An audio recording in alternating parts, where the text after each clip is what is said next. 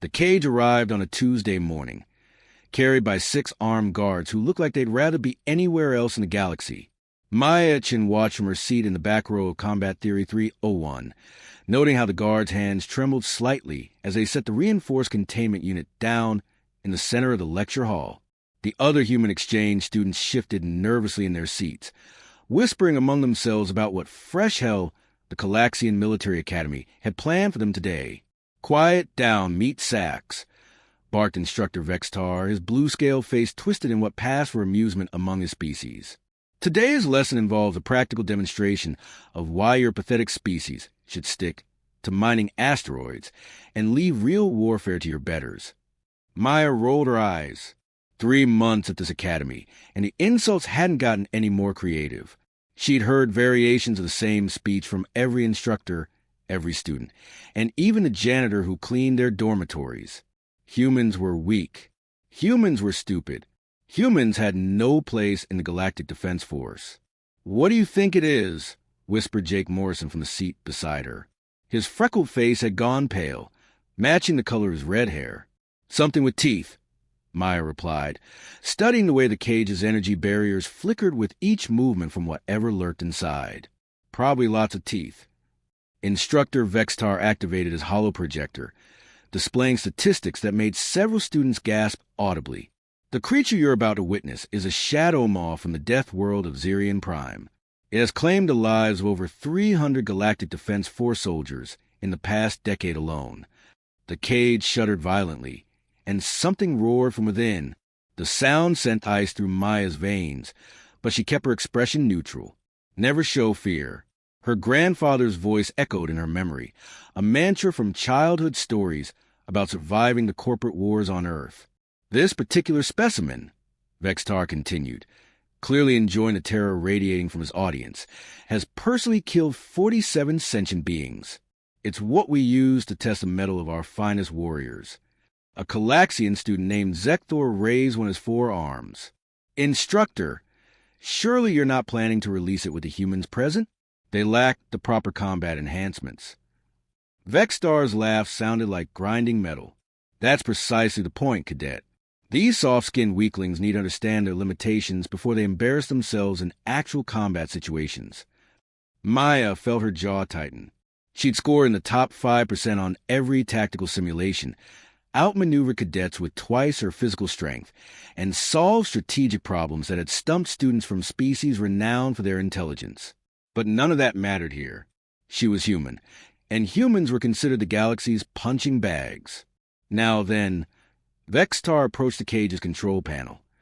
"Let's see how quickly our Earth guests wet themselves, shall we?" The energy barriers flickered and died with a soft hum. For a moment, nothing happened. Then the cage door swung open with a metallic screech that made everyone flinch. What emerged defied Maya's expectations entirely. She'd anticipated something reptilian, perhaps with scales like their instructor. Instead, the creature that stepped into the light resembled a cross between a panther and a nightmare. Its fur was darker than the void between stars, with patches that seemed to absorb light entirely. 8 legs carried its sleek form with predatory grace, while eyes like molten gold swept the room with calculated intelligence. But it wasn't the Shadowmaw's appearance that caught Maya off guard. It was the way those alien eyes locked onto hers and widened with something that looked remarkably like recognition. "Impossible!" The creature spoke, its voice a rumbling bass that bypassed the ears and vibrated through bone. "You're here." The lecture hall fell silent, except for the sound of several students hyperventilating. Instructor Vex'tar's scales rippled with confusion. "What did you say, beast?" The Shadowmaw ignored him completely, its gaze never leaving Maya's face. "I know those eyes. I've seen them in the tactical databases, in the combat recordings our handlers forced us to study. You're the one they call the Phantom." Maya's blood ran cold. That designation was supposed to be classified, known only to a handful of high-ranking officials. She'd earned it during the defense of Colony 7, where her unconventional tactics had saved 10,000 civilians from a Rakti invasion fleet. "You're mistaken," she said quietly, but the damage was done. Every eye in the room had turned to her. The Shadowmaw took a step closer, and several students scrambled over their seats to put distance between themselves and the predator. No mistake. Your reputation precedes you, human. They showed us your battle recordings to demonstrate why we should never underestimate an enemy, regardless of their apparent weaknesses. Instructor Vex'tar's confusion transformed into something that looked suspiciously like panic. Silence. You will demonstrate your hunting prowess on these specimens, not engage in conversation. Hunt them? The Shadowmaw's laugh was a sound like distant thunder. Instructor, you've made a grave error. This female could kill half your class with nothing but a spoon and 30 seconds of preparation time. Maya felt heat rise in her cheeks, partly from embarrassment and partly from the way the creature's voice carried a note of genuine admiration. You're exaggerating. Am I? The Shadowmaw turned to address the room, though its attention kept drifting back to Maya. Tell them about the siege of Titan Station. Tell them how you convinced an entire Rakti battle group to destroy each other without firing a single shot. The silence stretched taut as a wire. Maya could feel the weight of every stare, the sudden shift in the room's dynamic. Her fellow human students looked at her with mixtures of awe and confusion, while the alien cadets studied her with new interest. That's classified information, she said finally. Not to us, the Shadowmaw replied. They use your campaigns as training material in the darker corners of the galaxy, the species you've never heard of, the ones that fight wars in shadows and silence. We know your work, Phantom. Instructor Vex'tar had gone very still. His scales flattened against his skull in what Maya recognized as a fear response. You will cease this nonsense immediately and... Will I? The Shadowmaw's posture shifted subtly, and suddenly the air in the room felt heavy with potential violence. You brought me here to terrorize children, Vex'tar, but you placed me in the same room as one of the most dangerous tactical minds in the known galaxy. Perhaps we should discuss who should be afraid of whom. Maya stood slowly, ignoring the way her classmates flinched away from her movement. That's enough. You're scaring them. Good, the creature replied. Fear is educational. These privileged offspring have never faced a real threat in their pampered lives. They mock your species because they've never encountered a human who could end their existence with a thought. I'm not going to end anyone's existence, Maya said firmly. I'm here to learn, just like everyone else. Are you? The Shadowmaw tilted its head, studying her with those unsettling golden eyes. Or are you here because your superiors want intelligence on Kalaxian military capabilities? Because that would be exactly the kind of mission they'd give to someone with your particular talents. The accusation hit closer to home than Maya cared to admit.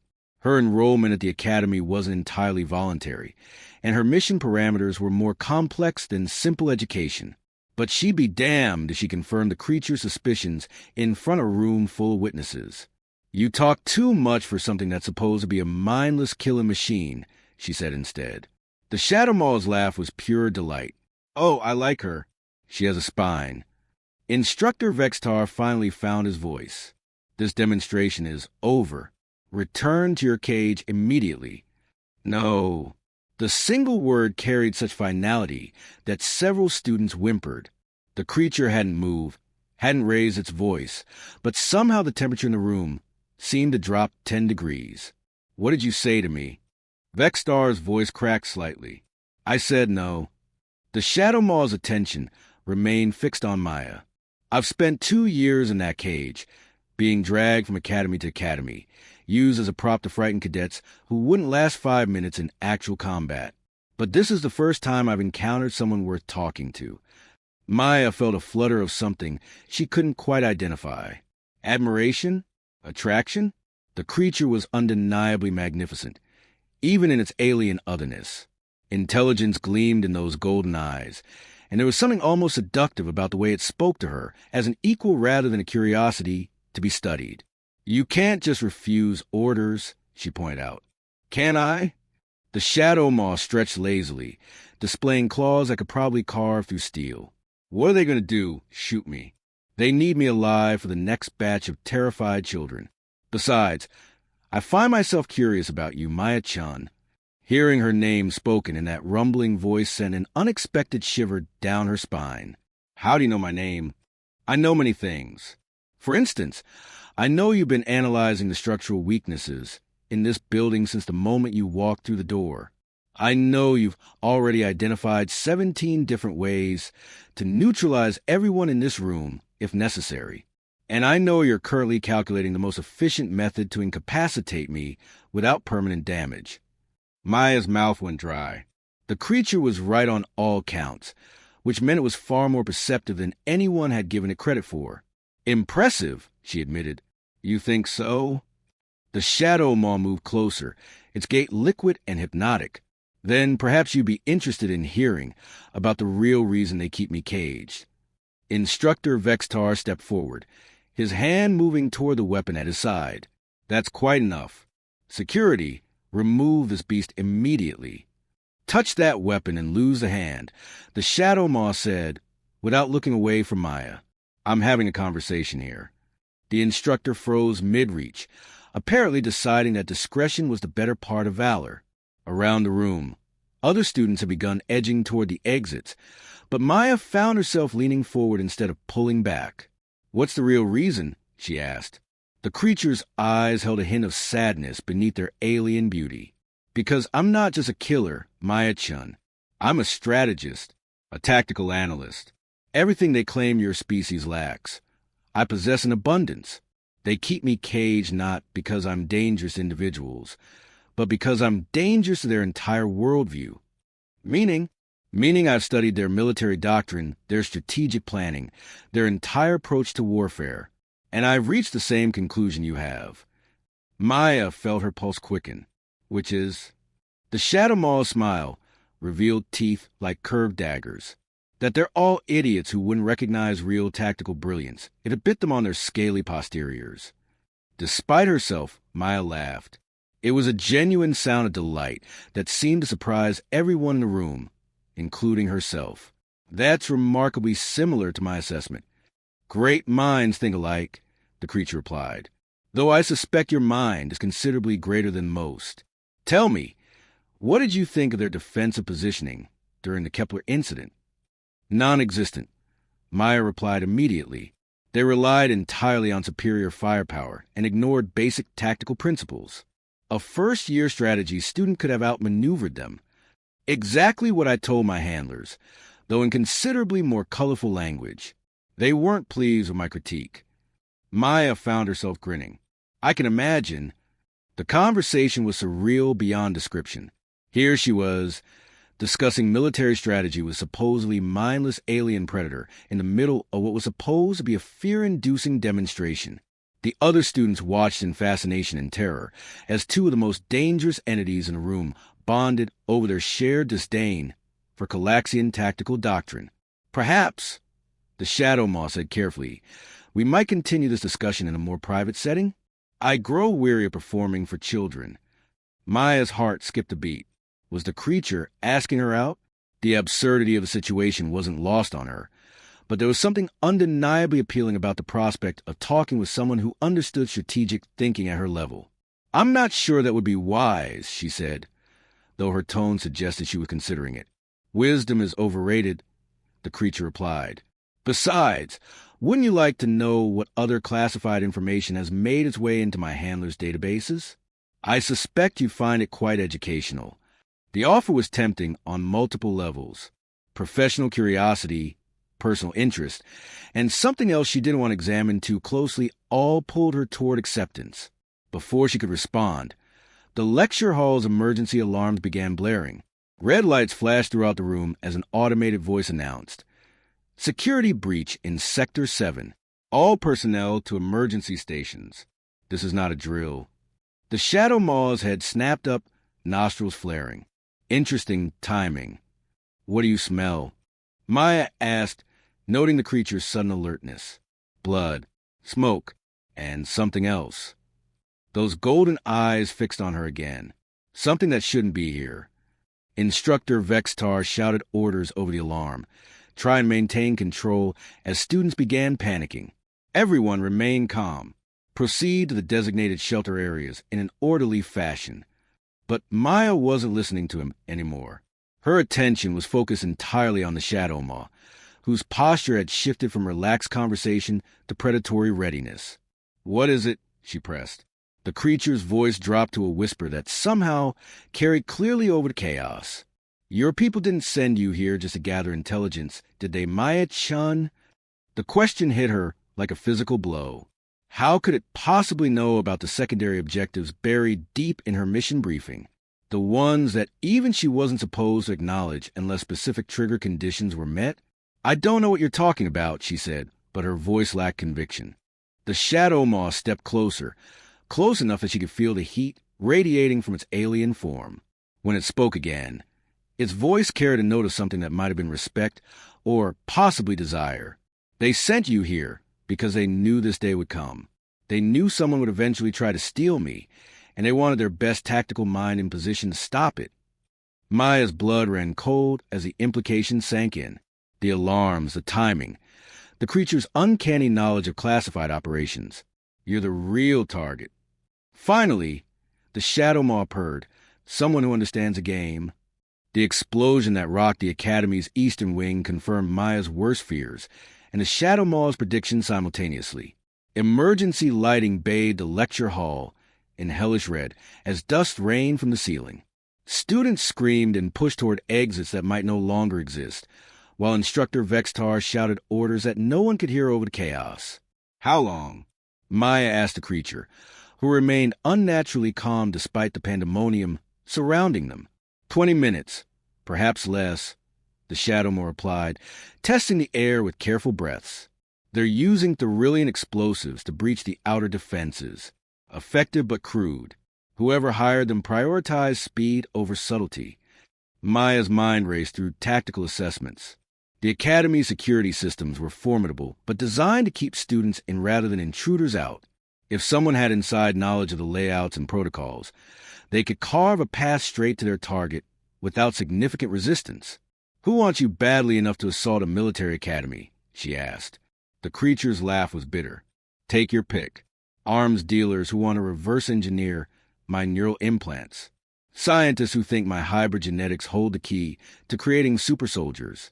Or perhaps someone who simply wants revenge for the 47 lives I've taken."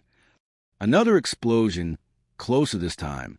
The lights flickered, and several ceiling panels crashed to the floor. Maya made a decision that would have seemed insane an hour ago, but now felt like the most natural thing in the galaxy. "Come with me," she said, grabbing the Shadowmaw's front paw. The creature's fur was surprisingly soft beneath her fingers, warm and alive in ways that sent unexpected thrills through her nervous system. "Where exactly are we going?" the creature asked, but it didn't resist her touch. "Somewhere defensible. I know this building better than whoever's attacking it, and you know combat better than anyone else here. Together, we might survive this." The Shadowmaw's eyes gleamed with something that looked remarkably like affection. "I was hoping you'd suggest something along those lines. What did you have in mind?" Maya was already moving toward a service corridor that most students didn't even know existed. The sub-basement levels. Heavy construction, limited access points, and enough sensor equipment to give us warning of a hostile approach. "Tactically sound," the creature agreed, patting beside her with liquid grace. "Though I should mention that whoever's coming for me will have studied my psychological profile. They'll know I respond positively to competent leadership." Meaning they'll expect me to ally with the strongest tactical mind available, which would be you. They've probably planned for this contingency. Maya felt a spike of irritation mixed with grudging admiration. "Great. So our entire strategy is compromised before we even implement it." "Not necessarily," the Shadowmaw said as they descended a maintenance stairwell. "It only means we need to be more creative than they anticipated." The service corridors were a maze of pipes and conduits that Maya had memorized during her first month at the academy. Her instructors had been less than pleased when they discovered her unauthorized exploration, but the reprimands had been worth the intelligence gathered. Now that knowledge might keep them both alive. "What's your real name?" she asked as they navigated the narrow passages. The question surprised her with its intimacy, but she found herself genuinely curious about the creature beside her. "Kael," came the reply, though it's been so long since anyone used it that I'd almost forgotten the sound. Maya smiled despite their circumstances. "Kael, I like it better than Shadowmaw." Most names are preferable to species designations and threat classifications. What should I call you? Phantom seems rather formal for someone who's currently saving my life. Maya works fine. Though I have to ask, how exactly am I saving your life? You're the one with claws and teeth. Kael's laugh rumbled through the confined space. Physical weapons are useful, but they're useless without proper deployment. You're providing the tactical framework that turns my capabilities into effective action. It's quite attractive. Heat flooded Maya's cheeks, and she was grateful for the dim lighting that hid her reaction. Attractive? Intelligence is perhaps the most seductive quality any being can possess, Kael replied matter-of-factly. The way your mind processes information, identifies patterns, develops solutions under pressure. It's genuinely arousing. Maya stumbled slightly, caught off guard by the creature's casual admission. I'm not sure how to respond to that. You don't need to respond. I simply wanted you to know that my interest in you extends beyond professional admiration. The implication sent shivers down Maya's entire body. She'd never considered the possibility of attraction to a non-human. But there was something undeniably compelling about Kael's combination of physical power and intellectual sophistication. The creature moved with predatory elegance, spoke with articulate precision, and looked at her with eyes that held depths of understanding she rarely encountered. This is probably not the best time for personal revelations, she managed. On the contrary, Kael replied, imminent danger tends to clarify what truly matters. Life is uncertain, but chemistry is unmistakable. Before Maya could formulate a response, the sound of distant voices echoed through the maintenance tunnels. Male voices speaking in harsh whispers, coordinating their search patterns with military efficiency. They're in the building, she breathed. Kael's posture shifted instantly from conversational to lethal. 6 individuals, possibly 7. Military training, but not academic standards. Mercenaries, most likely. How can you possibly know that? Scent markers, vocal patterns, movement rhythms. They're competent, but not exceptional. The kind of professionals who take dangerous contracts for sufficient compensation. Maya led them deeper into the sub-basement, toward a secure communications center she discovered during her reconnaissance. If they could reach it intact, she might be able to contact her handlers and arrange for extraction, or at least warn them that the academy had been compromised. Tell me about these neural implants they want, she said as they moved. What makes them special? Kael's voice carried a note of pride mixed with regret. They're hybrid technology, combining organic neural networks with quantum processing matrices. The result is enhanced tactical awareness, accelerated decision-making, and predictive analysis capabilities that most species can't match. So you're not just naturally brilliant, you're enhanced. Partially. The implants amplify existing capabilities rather than creating new ones. Natural intelligence is still the foundation. They reached a junction where 3 corridors converged, and Maya paused to check her mental map of the building. The communication center was 50 meters ahead, but the route would take them past several potential ambush points. How do you feel about creating a distraction? She asked. Kael's smile revealed those impressive teeth. What did you have in mind? Something loud and violent that draws their attention away from our actual objective. Think you can manage that? My dear Maya, the creature purred. Loud and violent is my specialty. The plan was simple in concept, but required precise timing. Kael would create a commotion in the opposite direction, drawing the search teams away from the communication center. Maya would use a distraction to access the secure systems and call for backup. Once she'd transmitted their situation, they would rendezvous at a predetermined location and assess their options. How will I know when you're in position? Maya asked. You'll know, Kael assured her. Trust me. The creature melted into the shadows with disturbing ease, leaving Maya alone in the maintenance corridor. She counted to 60, then began making her way toward the communication center.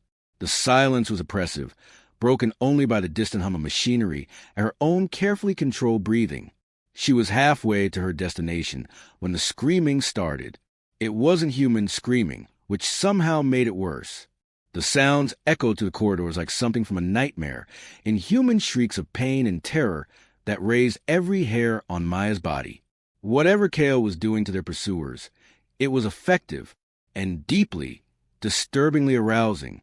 Maya forced herself to focus on the mission, pushing aside the inappropriate reactions Kael's violence inspired. She reached the communications center without incident and began accessing secure systems with skills that weren't part of any academy curriculum. "Control, this is Phantom," she whispered into the encrypted channel. "Academy compromised. Unknown hostiles seeking asset designation, Shadowmaw. Request immediate extraction for intelligence preservation." The response was almost instant. "Phantom, Control. Extraction is impossible at this time. Maintain asset security until backup arrives. ETA 30 minutes. 30 minutes. Maya felt her heart sink as she processed the timeline. They could hold out for 30 minutes if they were lucky, but luck wasn't something she preferred to rely on. A soft sound behind her made Maya spin around, weapon materializing in her hand with trained precision. But instead of hostile mercenaries, she found Kael padding toward her with what looked suspiciously like satisfaction. "Done already?" she asked. "They won't be troubling us anymore," Kael confirmed. "Though I should mention that their employer will probably send reinforcements once these teams fail to report in." "How long do we have?" "Hard to say. It could be hours. It could be minutes.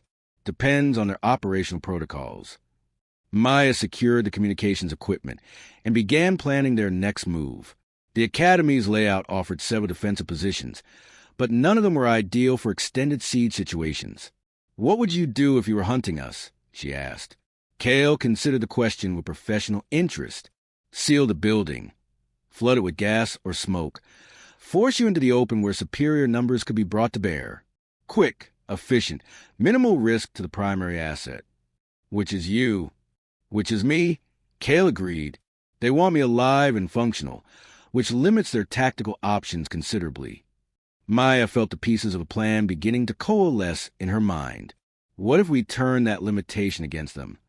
Elaborate. They can't risk seriously harming you, which means they can't use their most effective weapons. But they also can't let you escape, which means they have to keep pressing the attack despite the disadvantage. Kael's eyes began to gleam with understanding. "You want to use me as bait." "I want to use their priorities against them," Maya corrected. "Force them into tactical positions where their numbers work against them instead of for them."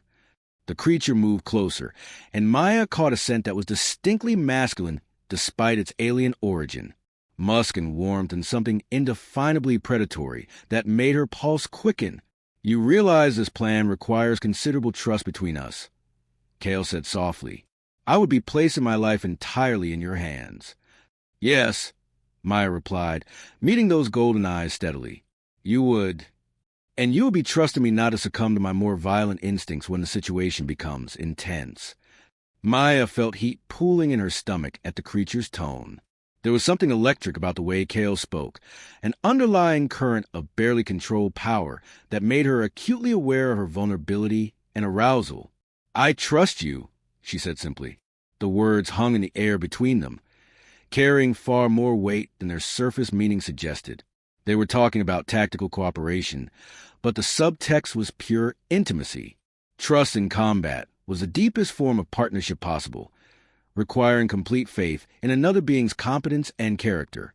"Maya," Kael said, voice dropping to a register that bypassed her rational mind entirely. "When this is over, I would very much like to continue our conversation in more private circumstances." Before she could respond, the building's emergency systems activated again. This time it wasn't alarms, but something far worse, the distinctive hiss of atmospheric processors being overridden. "Gas!" Maya breathed, recognizing the sound from her hazmat training. Kael's nostrils flared as alien chemistry analyzed the incoming threat. "Neurotoxin. Non-lethal but highly effective. We have perhaps 3 minutes before unconsciousness." Maya's mind raced through their limited options. The communications center had an independent air supply, but it wouldn't last long under siege conditions. They could try to reach the surface, but that would mean running directly into enemy positions. Or they could implement her half-formed plan right now, using desperation as an advantage. "Are you ready to find out how much we trust each other?" she asked. Kael's smile was pure predatory anticipation. "Lead the way, brilliant girl. Let's show them what happens when they threaten something I care about." The endorsement sent thrills through Maya's entire nervous system, but there was no time to process the implications. The gas was spreading through the building's ventilation system, and their window of opportunity was closing rapidly. Time to discover whether two dangerous minds could overcome impossible odds through perfect tactical cooperation. Time to find out what it meant to be humanity's finest weapon.